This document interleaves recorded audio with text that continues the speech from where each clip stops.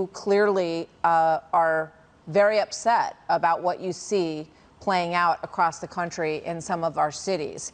Can you elaborate on that? Explain that to our viewers here today, midday?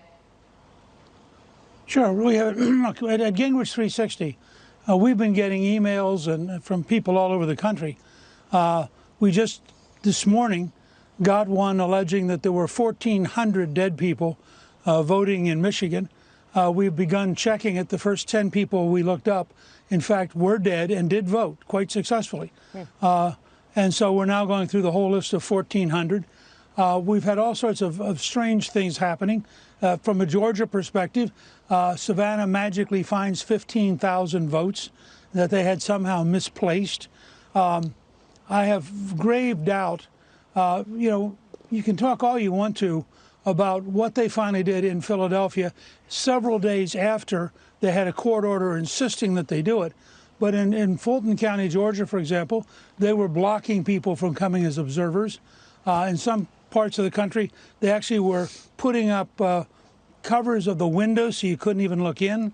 And I just would suggest to you that there's an awful lot of this kind of thing going on. And we keep getting reports from a variety of citizens, including in Philadelphia, of allegations that are, at least at a minimum, have to be thoroughly looked at before you can say that this election is over. And I just think that it's remarkable. For example, in Philadelphia, they had one dump of 23,000 ballots. This is from 538, which is hardly a pro-Trump organization. But they reported 23,000 ballots, 0 for Trump. Now, it's very hard. I mean, in Zimbabwe, in Venezuela, in Cuba, you might get in China, you might get these results. There are very few places I know in American history where you get a 23,000 to 0. So I think for those of us who are skeptical, and we're watching, by the way, as the internet giants are literally cutting people off. Rush Limbaugh yesterday had 4 out of 6 tweets that were cut off.